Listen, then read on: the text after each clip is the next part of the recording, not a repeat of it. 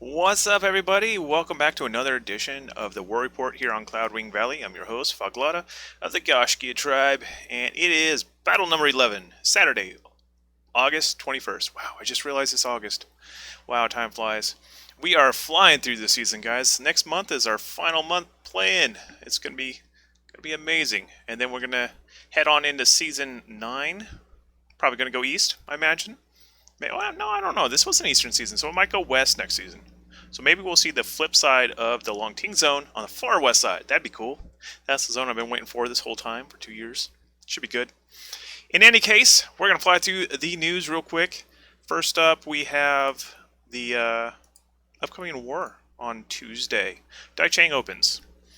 Now, from an early look, I think YT still has the credits they need to be the only ones in the castle. So that is going to be a hard fight for whoever decides to try to go into that castle after them. But I imagine YT is going to go in. Maybe we'll see a cohort resistance. It seems like they are kind of rising up to go take that mantle and put up a defense. Should be good. And then on September 7th, Imperial Dawn begins. That's when the North City becomes attackable. And we'll see, both of those cities contested for a few weeks. The final battle of Season 8 is going to be September 18th. No word yet whether or not Labor Day will be a drill mode. It might be a drill mode, so we will see. So don't wear white after Labor Day, and remember, it might be a drill mode. But no confirmation on that yet, so don't hold it against me if it's not. On the Alliance Change board, we had quite a few new alliances this week. We had the Horde form up with Atlas, Spartan's Glory, and Warborn. You recognize them from the Daft Monk. That was of last Tuesday. And then we saw Midway Kings bring their second house into the True Sith Alliance. Immortal Crusade formed up the Immortals and is currently looking for new houses to join them. And then we go on to the special thanks, guys. So aside from these special thanks, I'd like to thank everybody that has tuned into the stream. Over the past couple of weeks, we have seen this stream literally go from 50, 70 people, somewhere in there, all the way up to 146 people, 152 people. It has been climbing and climbing and climbing. This popularity is because of you guys. You guys are the stars of this show, not me. That's why I'm not on camera. This is not about me, this is about you guys. So if you want me to do something on this stream, please let me know, and I'll see if I can incorporate it. Your ideas are always, always helpful. So thank you to the data collectors, Ismina, Pedro, Atram. You guys help me so much putting this all together every week. And then Discord supporter, Wise Guys, Obes, Foot Powder, Furhead, Adrian Black, Kane, Zuki Zorik, and Matarubo. Thank you so much for your help. First up, we're going to jump on over to Longting. This is the new area. Brand new to this season, never before seen. A lot of people fighting over there in the cohorts and in No Evil. So if you remember on Tuesday, this is pretty much what it looked like. It's pretty much No Evil versus all the blue. And that has got to be a really scary place to be. Now tonight, we saw something different. No Evil actually pushed out. They pushed out and they got several fiefs with their Speak House. And then also here got another one. So that was pretty interesting. So either the cohorts are letting them grow, or No Evil has finally decided that we're strong enough to push out and defend. So they got 2 new fiefs in Speak, 1 new fief in here. Looking at the houses of Longting, there are 2, Speak and here, and then the cohorts.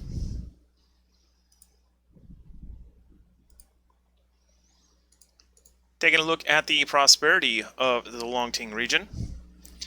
Here has 300 renown, Speak has 150 renown. There is a rank 6 stronghold at Kintai, and then Fort Warstone's rank 5. There are no level 2 fiefs owned by houses. There are definitely some owned by AI. So the cohorts have a few. Looking over the fief quest of the region, you see that really crappy Elite Rebel Cavalry Kit one. The best bet for that is to take on Wandering Rebels. Either that or Tier 3 Rebel Camps. Those are going to be very hard to acquire, so don't be... unless you got several hours to invest in it, don't even try it. Just go for that long cotton over at 9 wall, and that's better put out for you. You can get 600 honor if you're in the cohorts. You should be able to get that 600, I think. I think it gives you the bonus. It might not. That'd be really messed up if it doesn't. But 400 for sure. And yeah, you got some 4-star quests there. Fairly easy to accomplish too. So next up, we will jump over to, let's go Mao Yang, because a whole lot of stuff happened in Mao Yang. Mao Yang isn't quite relevant yet. It won't be relevant until the next phase of the war, and that's when that big city fight is going to happen. But we did see quite a bit of action over here. So looking at this lineup, you can see that pretty much Yellow Turbans owned most of it, with a little bit of Death Monk owning some of it. And this week, we kind of saw a little bit of change. Okay, there we go. It's loading now. All right, so there you go.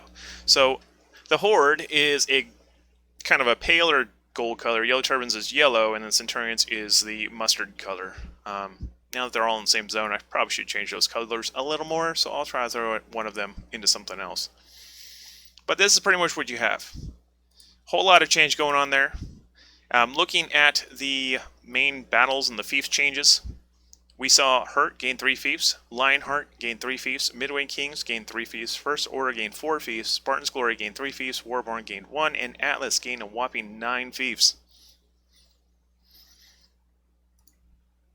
Jumping on over to the house board, there are 10 houses that call Mao Yang home. Atlas leading the pack with 3,315 influence. Macedon in second with 2,145 influence. Warborn third, 1,755 influence. Spartan's Glory with 1,755 influence. Midway Kings, 1,755 influence. Hurt, 1,365 influence. First Order, 1,170 influence. Lionheart, 1,170. Radiance, 1,170. And Vigilantes, 585. Now, if we look at the Conqueror of Annaling, we now have 4 houses in the running. There are the Horde with 6,825, Yellow Turbans with 3,315, True Sith with 3,120, and Centurions with 2,925. Now, you need 4,000 to actually fight for that city. That is a mistype that it needs 3,000. So Yellow Turbans, True Sith, and Centurions are still a little ways off, but the Horde is ready for the knockin'. Taking a look at the Mao Yang prosperity, it has suffered from war times a little bit, not as bad as others, but it is at a negative 780 prosperity rating. 91% is owned by free houses, 9% owned by legions. We have an average fort level of 5, average town level of 3, average village level of 1. Current renowned builders are Macedon on top with 390, Radiance in second with 195. Top strongholds in the area are Mumbai and Zaifu, both of which are level 5. There are no rank 2 villages in the Mao Yang region. Whoa, thanks for the raid. Really appreciate that. I forgot to even program the war drums in there. That was pretty cool. I was like, what in the heck? What's going on? Alright, over to the Fief Quest. Zaifu is your best bet. Coarse cotton. There's a lot of coarse cotton going around. Mumbai is the other one. Tari is the other tier 3 that I found. There's not a whole lot of great options out there. Hopefully, if some houses start building up their fiefs, it'll have some better options. But we will see. So, next up, I know you guys want to go to Liang Yoon, but we're going to go to the Borderlands next. I'm sorry, I have to. Gotta save the best for last. That's the main event. Come on. So, previous owners of the Northern Borderlands, this is what it looked like. Now, there was some weird stuff going on. House of Lords, Midway Kings, they were having a bit of a tiff. They were battling it out all week. Midway Kings basically told House of Lords, you know what, we're going to go over here and fight. If you guys back up us, we'll know where we stand. And, well, we figured out where they stood. And pretty much House of Lords opened up, hit Midway, and pretty much everything lit up after that. It was crazy madness for about an hour. And, yeah, I have to say I did not expect this to go down the way it did, but it did. So, reporting the news as I see it, this is now what the world looks like. Yep, that's a lot of True Sith. The Northern Borderlands is pretty much mostly purple. We still have that Lionheart pocket, and the Vigilantes are up there in the northeast, and the Hibernia is all up in the middle, and then pretty much everything else midway up there. Looking at the battles, there was a lot of battles going down. Midway Kings got 11 new fiefs. Hurt got 4. Midway Kings with an S got 1. Goshkia got 1. Dipping on down to the southern borderlands, this was pretty hot as well. A lot of the newer houses went down there and started solidifying some of their properties, and we saw a whole bunch of things flipping over. So this is where we were Tuesday, and here's where we're standing today.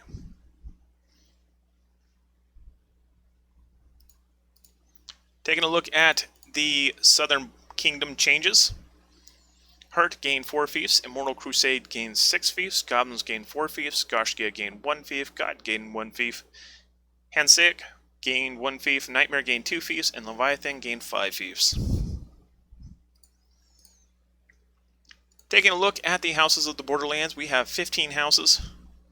Midway Kings on top, 5,400 influence. Goshgia, 5,250. Hurt, 5,100. Immortal Crusade, 3,150. Leviathan, 2,400. Odin, 2,250. Goblin, 2,100. Vigilantes, 1,350. Lionheart, 1,200. Nightmare, 300. Eric Dub, 300. God, 150. House of Lords, 150. Hansik, 150. And Midway Kings with an S, 150. Dipping on over to the regional prosperity, it's currently sitting at a 45. It has a negative 3,350 prosperity rating. This is usually the zone that suffers the worst during territory wars. Every single season I've been here, it literally, all the fiefs start at 6 and they just decline. Currently, the only fiefs that are still at 6 are Chaofeng, Fujian, and Tulao. You can guess who owns those. And then there are no positive renowns anywhere on the board right now. So everybody is under.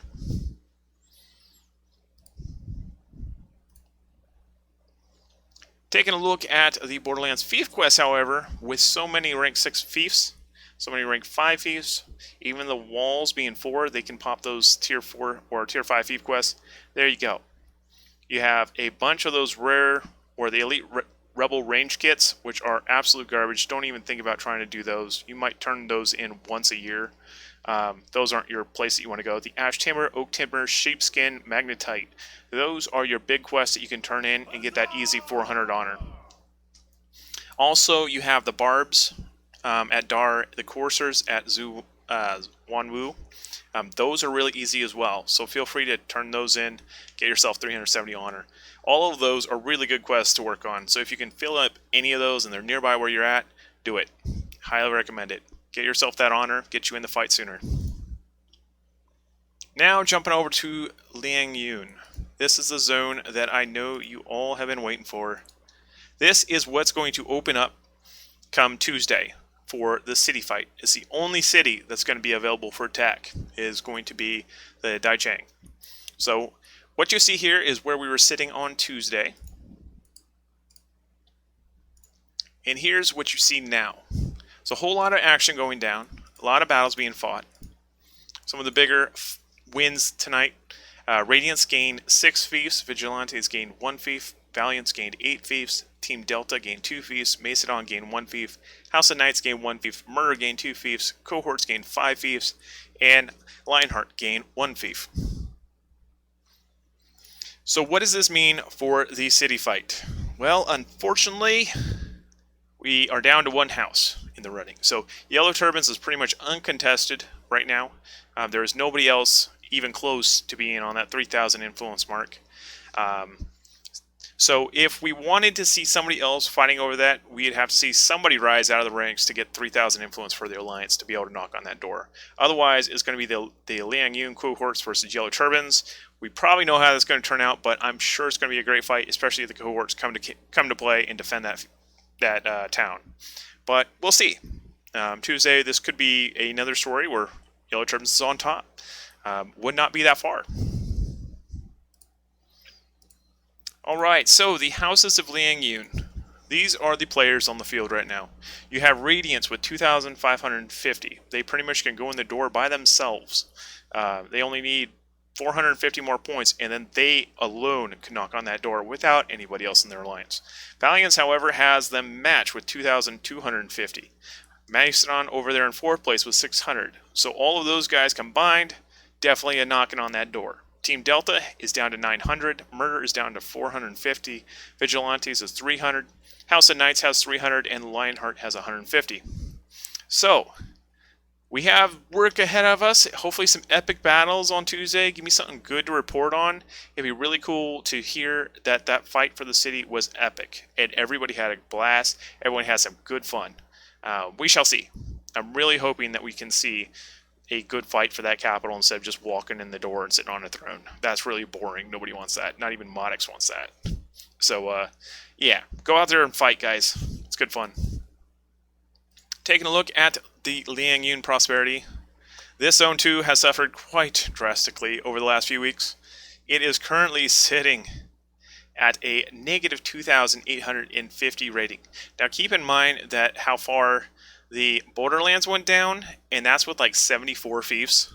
This one has like a fraction of that many fiefs, and it's down to 2,850. So 60% is owned by free houses, 40% is owned by legions. Average fort level is down to 2. Average town level is 2. Average village level is 1. There is nothing that's positive on this board. Hebo is at 6. That gained 1 level over its base, I believe. I'm pretty sure it started at 5. But other than that, everything has gone down. So it's going to be a tough fight for you to find fief quests out there. We had a total of 4 that I found that were worthwhile. So the senior rebel officer belongings, those ones are actually fairly easy to get. Just wandering rebels, you can get those pretty much every time that you fight a rebel. You usually will get one of those. All you got to do is kill the hero. The uncommon rebel cavalry kits, you can farm those inside rebel camps. When you get to that phase where you're crossing the bridge, touch the middle point and just leave it there. Go cap B or something with some of your other friends and just set up a wall to sit there and keep killing those cav as they come charging in. You'll get tons of the blue and the green and the gray kits. Depending on which tier you're doing, it's going to be an endless sea of cav running across that bridge, and you can farm those kits really easy. It's only on the middle point. So if you cap that middle point and you push on to the final point, you're not going to get many kits. So take my advice, go farm up those kits. You can turn those in, get that 4-star fief quest in there, 340 honor. It's good fun. And then you have the cedar timber, 16,000, and then that food. Food is really easy. Everybody loves food. It's super easy to get your hands on. And that pretty much brings us around the map. So now we have that raffle. So we have CV as the magic word to enter the raffle.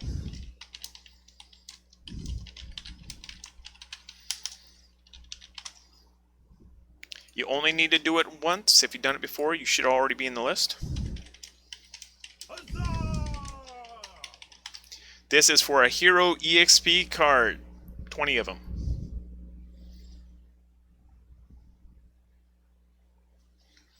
There we go. Everyone's flying up there. We're going to see who's going to be our winner tonight.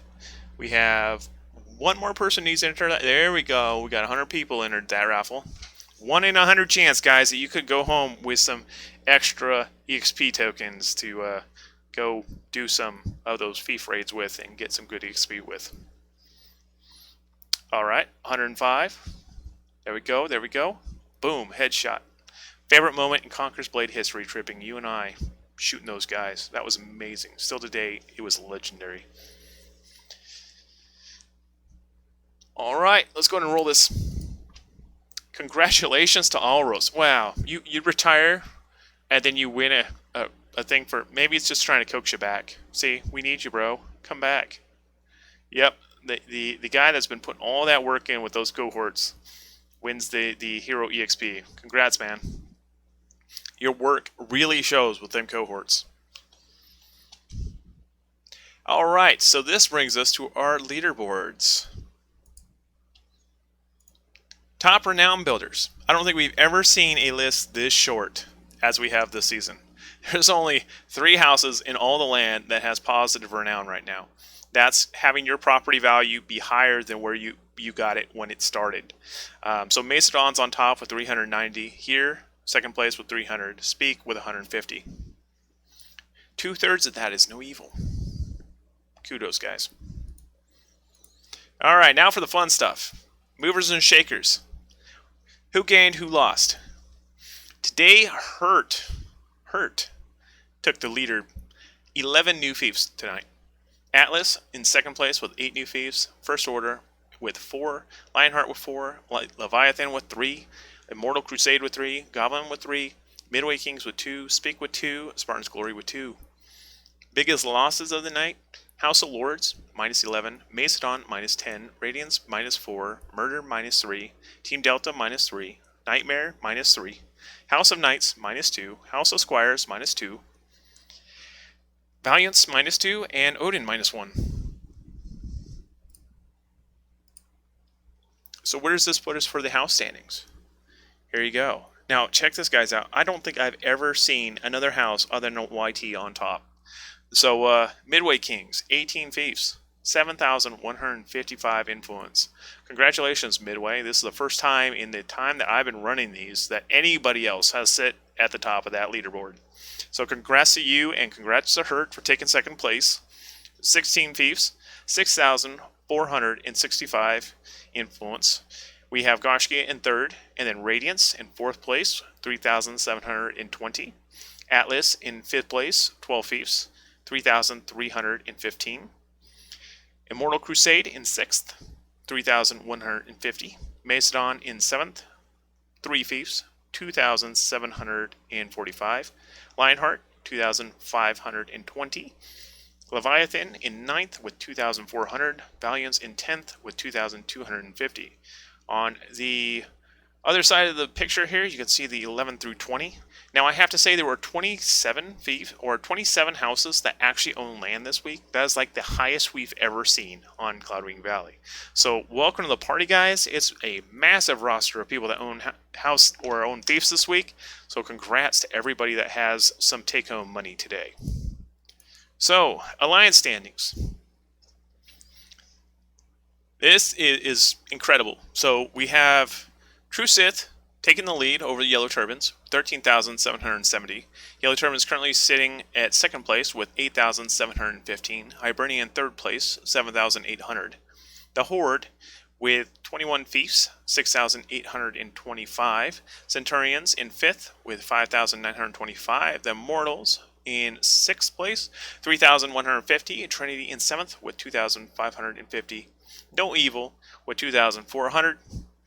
Rabble Alliance, 9th place, 2,100. Primordial, 7 fiefs, 1,350. The Last Legion with 450.